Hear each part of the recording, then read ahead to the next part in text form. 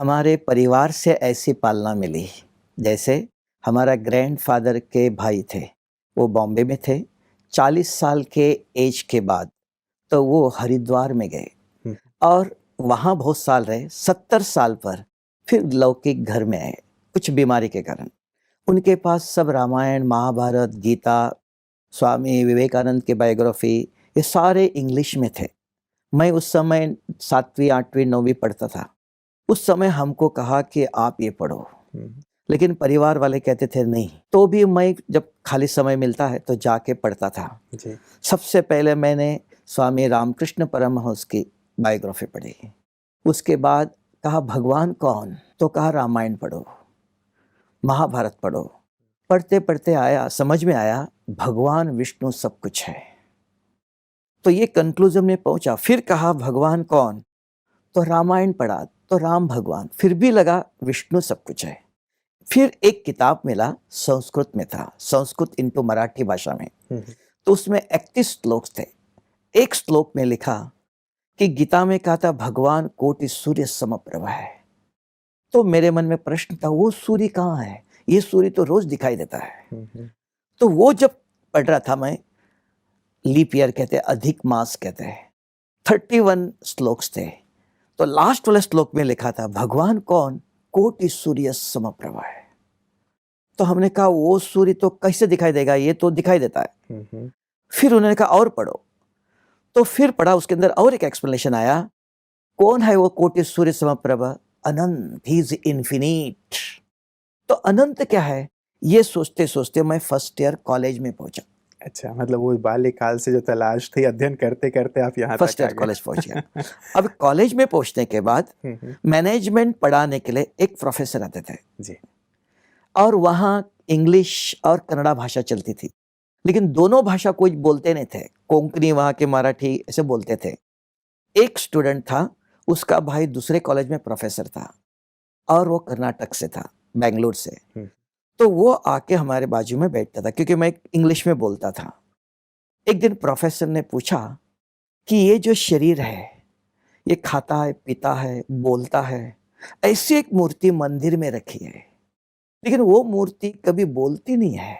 उसको भोग लगाते हैं, पूजा करते हैं, इन दोनों में डिफरेंस क्या है? हुँ। तो मैंने उसको पूछा व्हाट इज योर ओपिनियन? उन्होंने कहा कि मैं आज आपको दिखाऊंगा।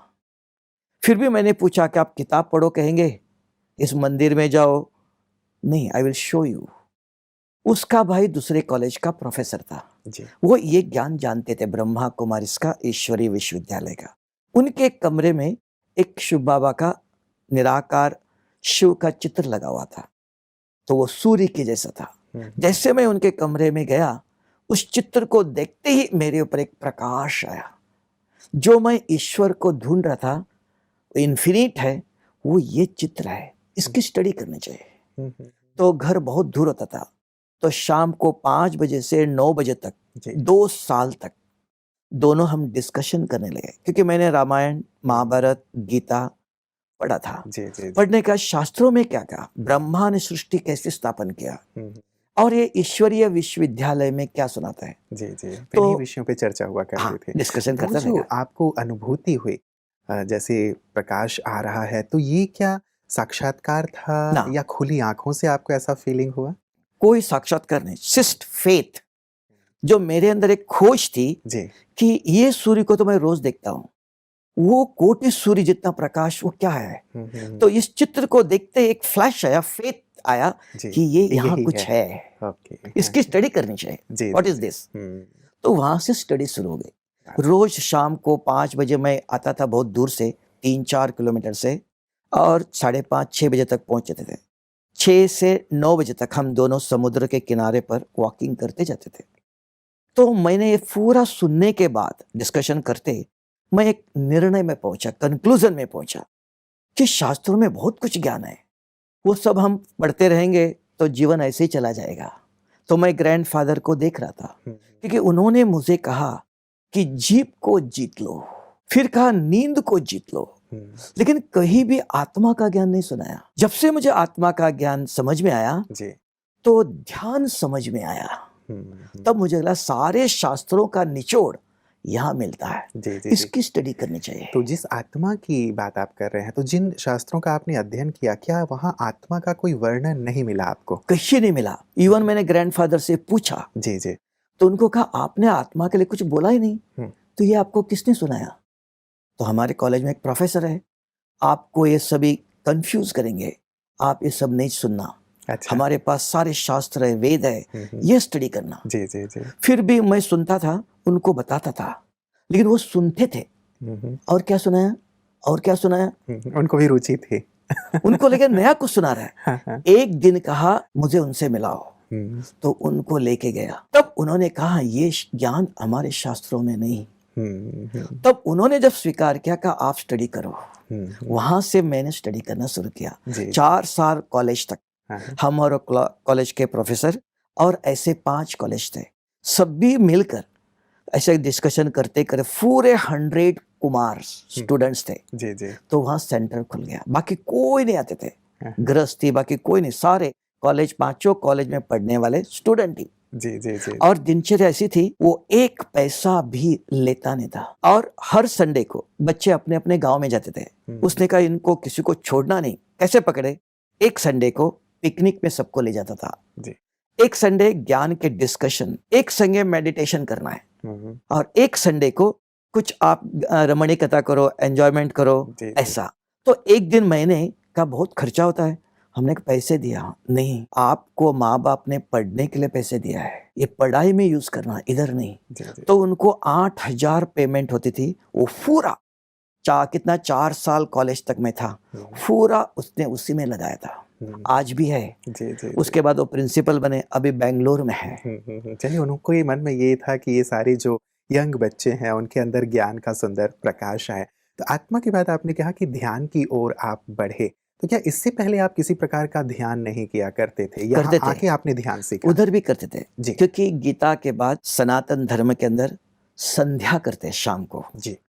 तो सूर्य को अर्घ्य देते हैं। तो वहां एक श्लोक था, तो वो श्लोक था कि जब संध्या करते बैठते हैं तो ध्येय सदा, नहीं तो गायत्री मंत्र पहले जप करते थे, तो गायत्री देवी शक्ति उसकी आय करते थे। तब उन्होंने मुझे कहा इनसे भी ऊपर है, ध्यान करने का एक मंत्र है। गायत्री मंत्र जपने के बाद ध्येय सदा सवित्र मंडल मध्यवर्ती नारायण सरसिजासन सन्निविष्टः केयूरवान मकर कुंडलवान, वही विष्णु की महिमा करके उन्हीं के ऊपर एकाग्र हो जाना, जी, जी, ध्यानस्थ हो जाना। गायत्री मंत्र उनकी महिमा है, उसके बाद उनके ऊपर ध्यान लगाना। तो वो विष्णु ध्येय सदा, कॉन्सेंट्रेट, जी, जी, है ना। वो कौन? सवित्र मंडल मध्यवर्ती नारायण, ये आया। तो ये मैं करता था। जी, जी, जी। रोज सवेरे शाम संध्या करने के बाद ये ध्यान करता था। चतुर्भुज विष्णु की चित्र रखता था और उसके ऊपर एकाग्र होकर देखते बैठता था। ये किया, ये 4 साल कॉलेज तक, मैंने 4-5 साल तक किया। उसके बाद ये ज्ञान सुनते सुनते मुझे समझ में आया एक बात की कमी है जी। कहीं आत्मा का एक्सप्लेनेशन नहीं है। हाँ, गीता पढ़ी, गीता में है अर्जुन आत्मा अमर है, इतना ही कहा। लेकिन वो आत्मा इस शरीर में कहाँ है, क्या करती है, आत्मा शरीर में कहाँ से आई, कहाँ रहती है, शरीर छोड़ने के बाद कहाँ गई, उसका कोई एक्सप्लेनेशन नहीं। मैं पूछता भी रहा अपने ग्रैंडफादर से, बाकी किसी को नहीं बताया। पूरे 4 साल कॉलेज तक मैंने किसी को नहीं सुनाया। ग्रैंडफादर को पता था और हमें पता था। मैं कॉलेज में जाता हूँ, उसके साथ ये भी काम करता था, ये भी स्पिरिचुअल स्टडी। जी, जी, जी, तो क्लैरिटी आती चली गई। आपने कहा जब आप संध्या करते थे तो विष्णु पे ध्यान करते थे, लेकिन जो ब्रह्मा कुमारीज़ में राजयोग सिखाया जाता है, उसमें तो निराकार शिव का ध्यान करना सिखाया जाता है। तो क्या मन ने एक्सेप्ट किया कि हाँ, अभी तब तक क्या 4 साल तक ये सब चला, ज्ञान सुनते गए, ध्यान का इतना तक रह गया। आके ज्ञान सुनना, आश्रम में मुरली सुनना, इतना ही, और अपनी पढ़ाई।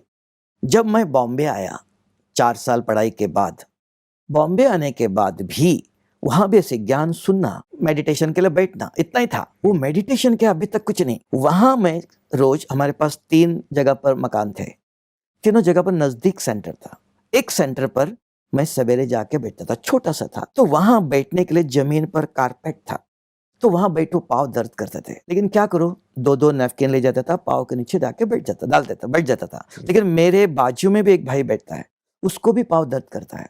मैं अच्छी तरह से बैठता हूँ तो 2 मिनट के बाद मुझे हिला देता है। तो मैं क्या करूँ? तो सोचा मैं, लेकिन 2 दिन ही मैं इधर आने वाला हूँ, सदा नहीं। तो कुछ करना चाहिए। एक छोटी बहन ज्ञान सुना रही थी, बहन जी कितना भी खर्चा हो, यहाँ आप गद्दी, फॉर्म डाल सकते हैं। ठीक है, मैं दीदी को बताती हूँ। 2 दिन के अंदर उन्होंने तुरंत वहाँ गद्दी डाल दिया और तीसरे दिन मुझे कहा, बड़ी दीदी आपसे मिलना चाहती है। हमने 8 बज गया, जा रहा हूँ मैं, गया। दूसरे दिन दीदी आके खड़ी हो गई पहले ही, भाई जी आप एक्यूरेट मेडिटेशन में बैठते हो, आपके अंदर सेवा भाव है। आपको एक बहन अभी माउंट आबू जाने वाली है, ये 1978, तो आप माउंट आबू जाओ। हमने कहा नहीं। उस समय मैं इतनी बिजी था, एक जापान से कॉन्ट्रैक्ट चल रहा था जी, जी। इंडस्ट्री के अंदर। इंडस्ट्री थी रिफाइनरी तो बॉम्बे क्या में। आप वहाँ जॉब कर रहे थे या स्टडी वहाँ चल रही थी हमारी मुंबई में? नहीं, स्टडी हमारी कर्नाटक में कारवार करके डिस्ट्रिक्ट है, जी, जी। गोवा के नज़दीक, वहाँ कंप्लीट हो गई। कंप्लीट हो, यहाँ आप उसके जॉब बाद करते थे। हमारा ब्रदर इन लॉ, तो जैसे हिंदुस्तान लीवर में तेल आता है तो रिफाइन करता है। उसके बाद स्वस्तिक इंडिया को देने के बीच में उधर से तेल आता है, सॉल्वेंट एक्सट्रैक्शन प्लांट कहते हैं, वो रिफाइन करके स्वस्तिक इंडिया को देते थे। तो ब्रदर इन लॉ डायरेक्टर थे, वो विदेश में जा रहे थे। मेरी पढ़ाई हो गई थी और मैं बॉम्बे में आना नहीं चाहता था, लेकिन किसी को छोड़ने के लिए आया था। उन्होंने कहा थोड़ा दिन ये देख लो, तो वहाँ गया तो देखा। देखने के बाद स्टडी करते करते हमने भी एक इन्वेंशन शुरू किया कि जापान से आया इस कपड़े के अंदर इमली का पाउडर होता है, स्टार्च, उसके अंदर 4% ऑयल होता है। तो उन्होंने कहा क्या ये इस ऑयल को निकाल सकते हैं? तो मैं लेबोरेटरी में एक्सपेरिमेंट करते रहता था, तो हमने 0 तक लाके दिखाया उसको। अच्छा। तो ही वाज सेड अब भी हमको ऐसी इंडस्ट्री डालनी है। तो उसका प्लानिंग चलता था उसी समय। जी, जी, इसलिए आप बिज़ी थे हाँ, बहुत ज़्यादा। जी। उसके अंदर फुल बिजी थे, लक्ष्य उसी के अंदर था। जी, जी, जी। तो एक बार घुस गए, हाँ, हाँ। तो उसके बीच में इन्होंने कहा ना करके गया मैं, हुँ। सारी रात मुझे नींद नहीं आई। तो मेरे मन में एक विचार चला कि आपको 2 रोटी चाहिए कि भगवान चाहिए? तो मैं सोचा क्या करना चाहिए? कुछ भी हो, 2 दिन के लिए जा सकते हैं, मुझे तो कुछ करना नहीं, प्लानिंग दिया वो कर रहे हैं। दूसरे दिन आया, मैं जाऊँगा। तो बहन जी ने कहा मैं बुकिंग करती हूँ, 8 दिन आप रुक सकते हो। जी, जी। घर में भाई ने भी कहा अरे आप कहता बिजी यार जा रहे हो? हमने कहा 2 ही दिन जाके आता हूँ। 2 दिन के लिए माउंट आबू आया मैं, जी। 8 महीना रहा पहली दफा। ओहो! किस सन में आपका आना हुआ हम था? 1978 अक्टूबर में आए ओह! नाइस। माउंट आबू में। जी। आने के बाद हुँ। कैसे हुआ कि एक मशीन था, वहाँ पहले जो ज्ञान लिखते थे, मुरली कहते, वो हाथ से कार्बन डाल के लिखते थे। जी, जी। तो एक मशीन था, तो कैसे ऑपरेट करना उनको पता नहीं था।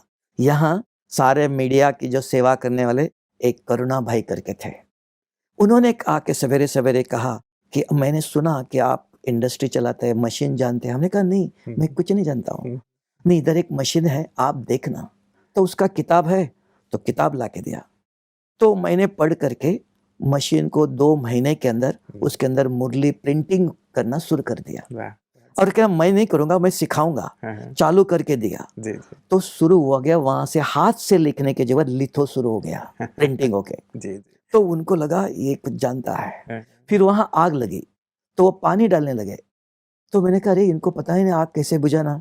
तो इंडस्ट्री से, फैक्ट्री से मैंने सिलेंडर लाया, सिखाया ऐसे आग बुझाना चाहिए। जी। तो वो सबको लगने लगा ये कुछ इनकी ज़रूरत है। फिर 3 महीने के बाद दिल्ली में एक बहुत बड़ा मेला चल रहा था। जी, जी। तो वहाँ जाके वहाँ से मैं बॉम्बे जाऊँगा। हुँ। वहाँ जाने के बाद एक दादी थी, नहीं मुझे आपके साथ ही माउंट आबू जाना है। हुँ। आप माउंट आबू जाके मुझे छोड़ के फिर जाना। फिर दिल्ली से वापस माउंट आबू लेके आए। जी। तो दिल्ली बॉम्बे माउंट आबू से जाओ, फिर कहने की और कुछ काम है। ऐसे करते करते मैं 8 महीना रहा। लेकिन उसके अंदर मेरे अंदर एक जिज्ञासा बढ़ी कि हम चित्र के सामने ऐसे बैठे रहते हैं, ज्ञान सुनते हैं। अगर मुझे कोई पूछे भगवान को आपने देखा है, तो मैं क्या जवाब दे दूं? हमने देखा नहीं, सुना है। तब मैं 2-2 बजे उठकर छत पर जाके बैठ जाता था। अगर भगवान यहाँ आया है, मैं अपने आंखों से देखूंगा तब मानूंगा। अभी समझ रहा हूं, लेकिन अभी पाया नहीं है, पाना है। फेथ है, लेकिन एक्सपीरियंस इज अथॉरिटी। तो ऐसे करते करते एक बार एक मेरे सामने एक सफेद चमकता हुआ यूनिक माइक्रो स्टार आया। तो मैंने कहा 1 सेकंड के लिए, मैं भगत नहीं हूं, मुझे साक्षात्कार नहीं चाहिए। अगर भगवान है तो क्यों हमसे छुपता है? क्या मेरे अंदर वो एबिलिटी नहीं, मैं योग्य नहीं हूं? तो फिर से शुरू करने लगा। रोज 2-2 बजे उठ करके, बहुत ठंडी होती थी, उठ के बैठ जाते थे।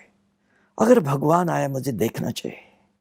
तो दोबारा मेरे सामने वही स्टार 2 घंटे तक देखता रह गया। फिर मैं कमरे में गया। आज मैंने 2 घंटा बैठकर क्या किया था वो लिखा। लिख करके मैं रोज उसी प्रकार मैं भी अभ्यास करने लगा कि मुझे मंजिल मिल गई, दिखाई भी दिया। अब मुझे वहां तक पहुंचना चाहिए। साक्षात्कार सब कुछ नहीं, देखने से कुछ नहीं हुआ, मुझे उस स्थिति तक पहुंचना चाहिए, अचीवमेंट करना चाहिए। तो मैं रोज अभ्यास करते रहा। जी, जी, जी। वहां से मेडिटेशन क्या स्टार्ट हो गया। मतलब आपने खुद प्रैक्टिस किया, उस चीज़ को एक्सपीरियंस किया और उसके बाद इस रास्ते पे आगे बढ़े। तो जो एक बात थी कि जैसे आप वहाँ विष्णु पे ध्यान करते थे, तो यहाँ क्या फिर निराकार पे ध्यान करना सहज हुआ या मन ने स्वीकार किया या तब भी आप यहाँ रहते हुए भी विष्णु का ही ध्यान किया अब करते थे? आया कि यहाँ मेडिटेशन आपने क्या सीखा। हुँ। तो यहाँ मुझे लगा, यहाँ मेडिटेशन एक समझ में आया, हर कर्म के परफेक्शन के लिए कोई बहुत सारे काम चलता था उस समय, हुँ। तो उसके परफेक्शन, नीट क्लीननेस से एक्यूरेसी चाहिए, तो एकाग्रता चाहिए, ध्यान लगाओ का। तो मैं सोच रहा था ध्यान किसका लगाओ, किस पर लगाओ और कौन लगाएगा। तब सोचते सोचते समझ में आया, ज्ञान सुनते सुनते उस प्योर एटमॉस्फेयर के अंदर, तो मेरे पास 2 शक्तियां हैं। दुनिया में क्या कहते हैं कि एक डॉट लगाते हैं या विष्णु कोई चित्र, उसके ऊपर देखते रहो। ये शरीर के आंखों से देखते रहता हूं, फिर थकते थकते पानी भी आ जाता है। तो हमने कहा ये कॉन्सेंट्रेशन नहीं, ये फोकसिंग फिजिकल, तो ये मेडिटेशन नहीं है। तो क्या, तो मैंने कहा मन में विचार आता है और एक विचार भी करता है, कौन, बुद्धि भी है। ये 2 शक्तियां है। एक भारत देश है, कभी भी एक हाथ से नमस्ते नहीं करता है, 2 हाथ जोड़ता है, ये फिजिकल है। स्पिरिचुअल क्या है, आत्मा के पास भी 2 शक्तियां है, एक मन है और एक बुद्धि है। ये मन बुद्धि को एक करना चाहिए, ये एकाग्रता है। ये 2 एक करके फिर किस पर जोड़ते हो आप, पढ़ाई में जोड़ो, सारी पढ़ाई एब्जॉर्ब हो जाएंगी। बिजनेस में, प्रोफेशन में, किसी में लगाओ, ध्यान से कर्मेषु कौशल्यम का, हर कर्म के अंदर परफेक्शन चाहते हो तो वहां एकाग्रता और मन बुद्धि को दोनों को साथ यस, लेना होगा। और भगवान पर जोड़ो तो शक्ति प्राप्त होंगे। तो कैसे जोड़ो, प्रश्न आया।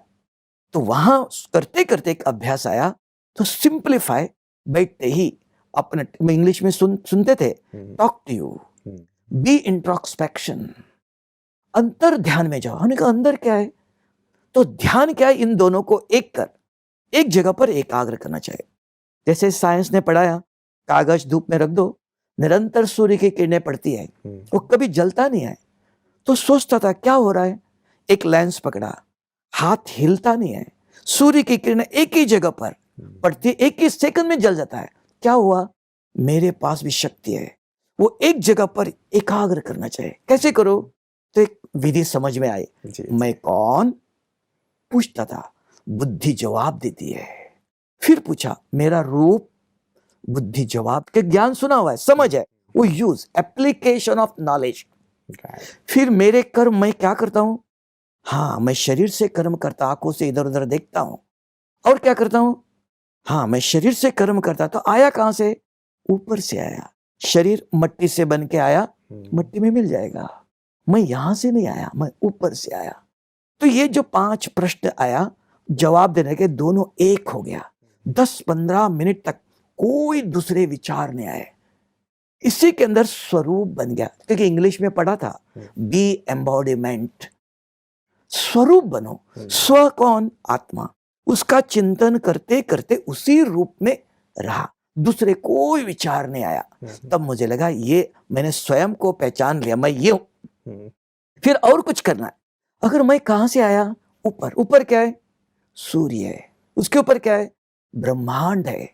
ब्रह्मांड में कौन रहता है, कोटि सूर्य समप्रभा, जो ईश्वर ऊपर रहता है। इस ब्रह्मा कुमारी आश्रम में आने का ज्ञान था कि सर्वशक्तिवान, जो निराकार, सत्यम शिवम सुंदरम का, सत्यम कृष्णम सुंदरम नहीं का, सत्यम शिव, वो कैसा है, वो भी मेरे जैसा ही है। एक सफेद चमकता हुआ, जो मैंने देखा था वही सामने आता था। मैं उनसे बात करता था, आप कौन और मैं कौन। तो आप सर्वशक्तिवान कौन सी शक्ति है? आप पवित्रता के सागर हो। मुझे आपके जैसे बनना चाहिए कि मैं भगवान का बच्चा कहता हूं, लेकिन अभी तो नहीं हूं। किस रूप में? ये शरीर भगवान का बच्चा नहीं, ये माँ बाप का है। मैं आत्मा भगवान का बच्चा हूं। वन गॉड वन फादर कहते हैं, लेकिन वो करते करते ये भगवान, तो उनसे बात करता रहता था कि सर्वशक्ति के रूप में, और कुछ नहीं। जी, जी। ऐसे करते कर देखता था 15-20 आधा घंटे तक मुझे शरीर का किसी का कोई विचार नहीं। ये करते करते ध्यान निराकार के ऊपर लगाना सीख गया। बहुत सुंदर। आपकी ये सुंदर यात्रा सचमुच हम सबको भी बहुत प्रसन्न कर रही है और लगता है कि आध्यात्म की ओर और ईश्वर की ओर हम भी सहज रूप से बढ़ सकते हैं।